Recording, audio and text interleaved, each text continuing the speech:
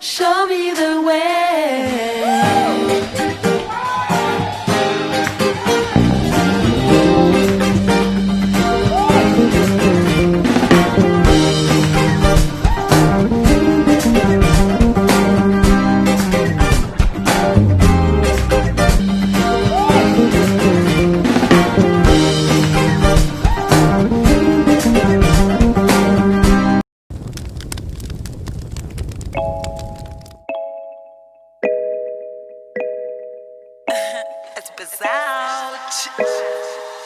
She loves me when I'm drunk. Moi, je suis restée moi-même dans ma chambre avec ma petite guitare à écrire des chansons, à écrire des textes. Travailler parfois plus dur et d'abord se créer un nom avant d'être respecté. Damn, damn, damn, damn, damn, damn, damn.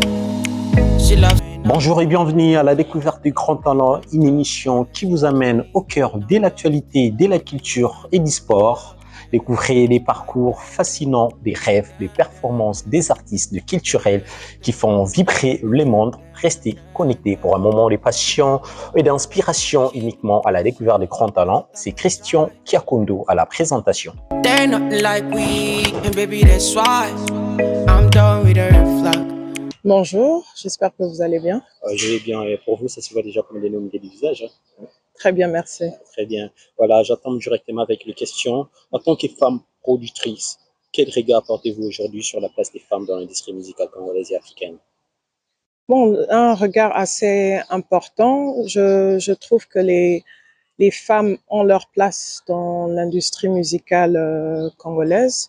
Et je pense qu'aujourd'hui, elles doivent saisir cette opportunité, vu que le marché n'est pas encore saturé par plusieurs femmes. Donc, c'est le moment pour les femmes de se lever et prendre le devant pour se démarquer dans notre industrie.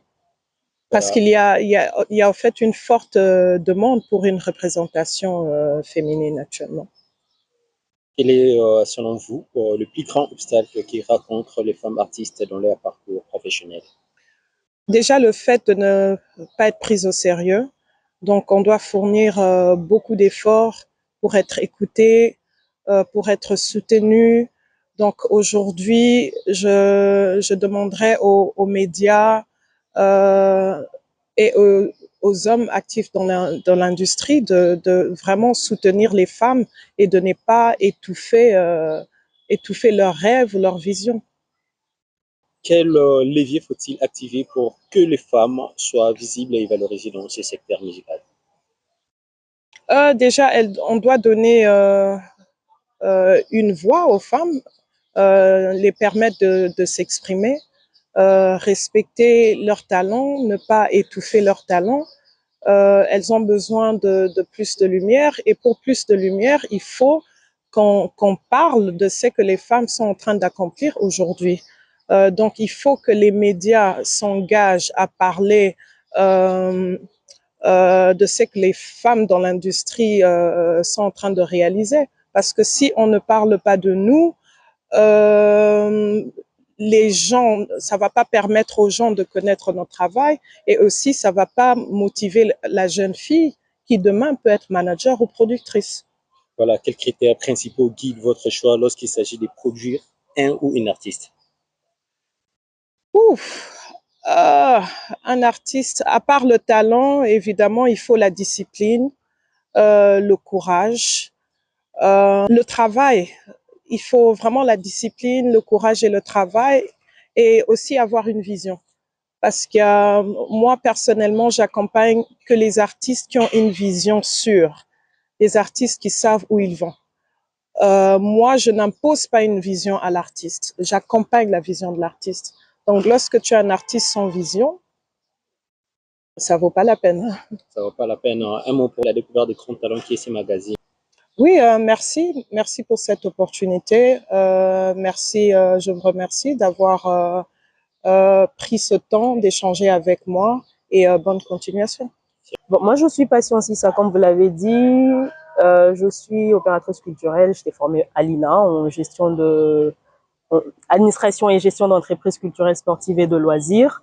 Aujourd'hui, ça change d'appellation à l'INA. Et Je suis spécialement manager d'artistes et initiatrice de Café Culture, qui est un projet de l'Azir Group.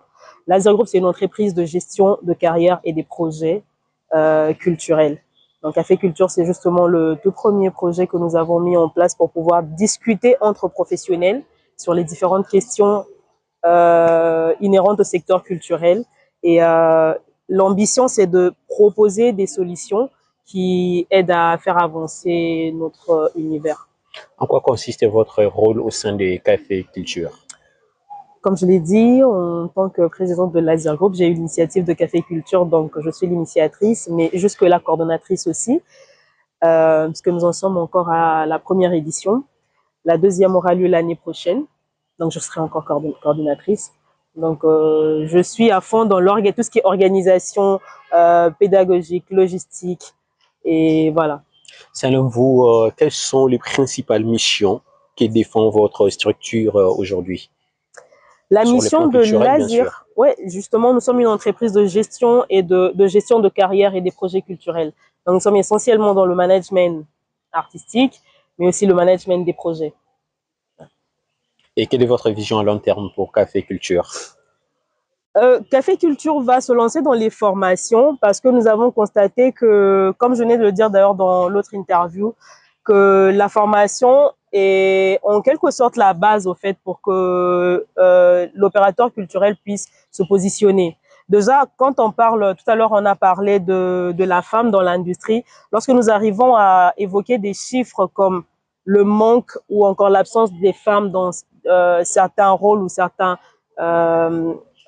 comment je vais dire, dans certaines tâches ou dans certains travails de la culture, c'est parce que justement, certains ne sont pas au courant qu'au-delà de la chanteuse, de la danseuse, il y a le manager, il y a le réalisateur, il y a le producteur. Donc, la formation permet d'avoir ces informations-là, mais aussi de maîtriser le rouage du métier.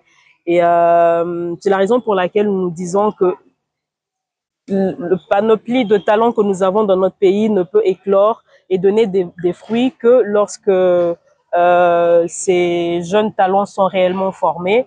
Mais aussi, il y a un côté social où nous voulons rappeler au fait que dans notre pays, nous n'avons pas que des potentiels en termes de sous-sol ou en termes agricoles. Il y a aussi les arts qui sont des métiers à part entière et qui font des vrais rendements, des vrais revenus dans des communautés qui sont organisées. Et donc, le souci avec Café Culture, c'est qu'à côté des formations, qu'il y ait aussi une vraie sensibilisation qui est faite pour que les artistes prennent leur travail au sérieux, mais aussi le gouvernement qui accompagne les artistes et tous les autres bailleurs qui accompagnent les artistes puissent réellement servir d'appui et aider à ce que la culture soit aussi un levier économique pour notre pays, au-delà de l'agriculture et des minerais. Bonjour, je suis Céline Banza, chanteuse basée en RDC, Kinshasa.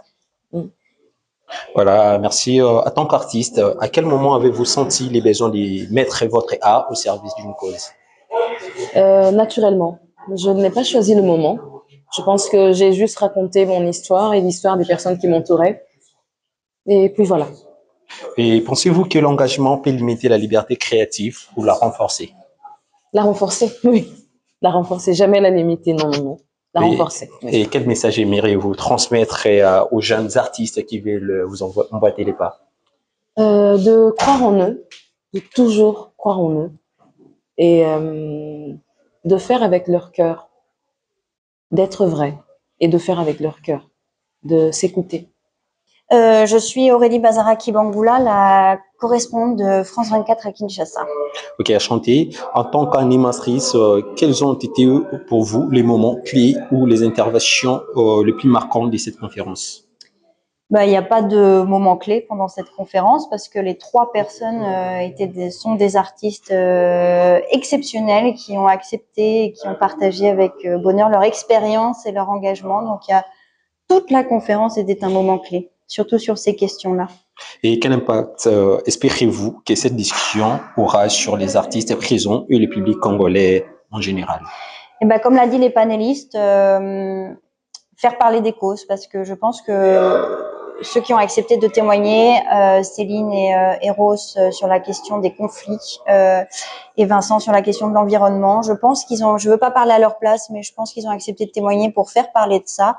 Donc on espère que le public va relayer, et vous médias, que vous relayez ces questions-là, ouais. Un mot pour Découverte des grands talents qui vous a donné ces micros. Et bon courage au magazine, continuez votre travail, même si ce n'est pas facile ici, mais la culture a besoin de médias comme vous. Merci. Merci. Bonjour, nous sommes Bonjour, monsieur Christian Capone. Voilà, c'est la découverte des grands talents. Est-ce que tu peux te présenter pour toutes les personnes qui ne connaissent pas très bien? Je suis monsieur Indo Santempo, artiste, musicien, percussionniste, ressortissant du Liban. Enchanté, Indo Santempo. Est-ce que vous avez traité durant cette conférence sur l'artiste et l'engagement dans la musique, dans l'industrie musicale congolaise mais aussi africaine? On a été édifiés. Premièrement, on nous a dit qu'il faut avoir des ailes et non la paresse tant que musicien. On doit travailler vraiment à bout. Et puis, on ne doit pas se laisser faire par des gens qui ont des passés un peu négatifs. Tant qu'on est artiste, réaliste, on doit un peu montrer l'engagement de ces contrats. Voilà, un mot pour la découverte des grands talents. En tout cas, aller de l'avant, de grandes choses, c'est tout ce que j'ai à dire. Merci, nous sommes beau. On est ensemble, merci. Je m'appelle Hérodoré Akibambe. Je suis responsable de la communication externe du FONAREV. Le FONAREV, c'est le Fonds national de réparation des victimes liées au conflit et aux crimes contre la paix et la sécurité de l'humanité. L'institution existe, ça fera bientôt 2 ans que la loi FONAREV a été instituée au niveau du Parlement et promulguée par le chef de l'État. Le FONAREV est une institution autonome qui travaille pour les victimes et qui met les victimes au centre de ses actions. Je suis là parce que nous avons, au travers du FONAREV, choisi d'avoir des ambassadeurs comme amplificateurs de la voix des victimes. Les victimes sont cette catégorie de la population congolaise aujourd'hui avec la situation de la guerre qui a duré 30 ans, avec l'omerta, ces silences généralisés et mondiaux. On a voulu aujourd'hui essayer de bâtir différemment l'historicité de cette guerre en utilisant les artistes, les musiciens aussi, les chanteurs, les créateurs, les artistes de tous bords, pour qu'ils deviennent des porte-voix de victimes et porter la cause au-delà de nos frontières. Pour nous et particulièrement pour moi, au FONAREV, l'artiste est l'architecte de notre mémoire collective. Le silence peut tuer une mémoire et la faire oublier. Mais l'artiste, au travers de la chanson qui traverse les chars, qui traverse les frontières, qui n'a pas de race, peut ressusciter cette mémoire et la vivifier et donner forme à la mémoire collective. Les discours est parfois victime de transformation et distorsion de messages. Tout le monde qui peut rapporter un message ou un discours peut le déformer à sa manière, à sa façon.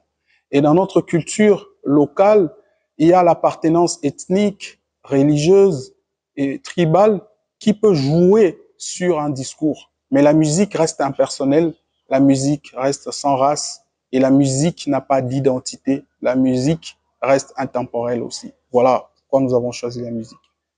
Récemment, là, nous avons fait le concert de solidarité à Paris et il y a eu beaucoup d'artistes qui ont participé, parmi lesquels nos ambassadeurs, dont Céline Banza et le pasteur Moïse Mbié. Il y a des campagnes que nous avons menées.